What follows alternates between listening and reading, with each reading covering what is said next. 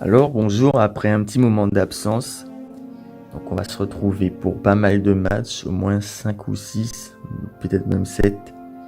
Donc sans plus tarder, on va passer face à une belle victoire face à l'Afrique All-Star.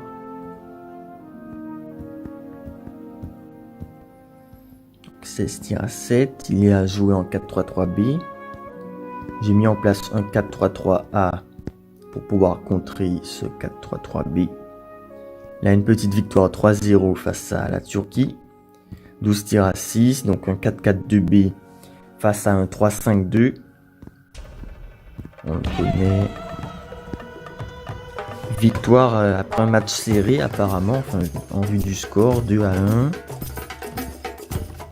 Les statistiques, bon, 15 tirs à 7 quand même. 70% à 30%, donc victoire quand même logique. On aurait pu être surpris, mais heureusement on gagne. Donc défaite après une longue série de victoires face à Ernest.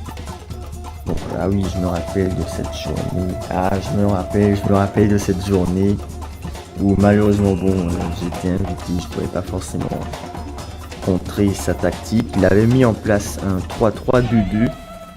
Donc on connaît tous la puissance du 4-3-3-A face au 3-3-2-2. Puis bon, il a décidé de mettre un 4-5-1 face à mon 4-3-3-A, qui bien sûr je n'ai pas pu changer car indisponible au moment opportun. Au final, malgré ce changement pour un 4-5-1, le 4-3-3A a quand même dominé son 4-5-1. Tiens, j'avais même pas regardé ça. Victoire 1-0, peut-être pas à mériter quand même, mais défaite tout de même pour ma part. Donc là, une victoire 4-0 face à une équipe sans entraîneur. Le 4-3-3-A face au 3-3-2-2 que je viens d'expliquer. J'ai pas grand chose à rajouter. Et là, on se retrouve aujourd'hui pour le match face à Goxi Floda. Donc je vais vous avouer clairement que je ne sais vraiment pas quelle tactique il a mis en place. Donc c'est peut-être le seul match de la saison que j'ai abordé d'une manière où je savais que j'étais pas dispo vraiment. J'étais très peu dispo cette journée-là, donc j'ai tout simplement décidé non pas de mettre une tactique pour contrer l'adversaire, mais de mettre une tactique que l'adversaire aura peut-être du mal à contrer. Donc c'est ce que j'ai fait. Petite pub, désolé. Donc c'est ce que j'ai fait. Donc j'ai mis en place un 3-4-3-A. On verra ce qu'il a mis en place. Peut-être un 3-5-2 parce que je sais que ça marchait avant. On ouvre le score. Je sais que le 3-5-2, c'est ça, c'est le 3-5-2 il me semble, marchait très bien avant face au 3-4-3-A.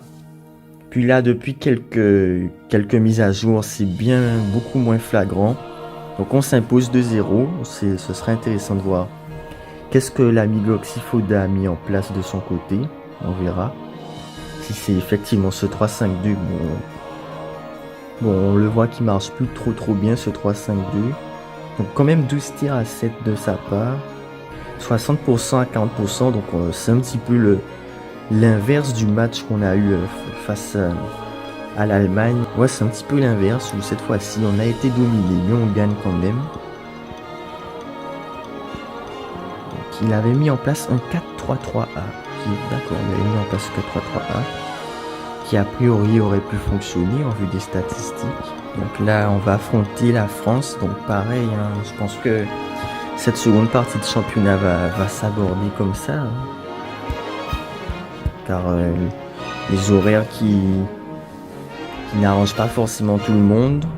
On ne peut plus forcément se connecter à la dernière minute pour changer. Donc je pense que je vais rester sur une tactique. Je vais plus forcément trop contrer la tactique de l'adversaire, mais plutôt mettre une tactique compliquée à contrer, histoire de garder nos 7 points d'avance sur la Yougoslavie, suivi du Portugal et de la Tchécoslovaquie. Donc voilà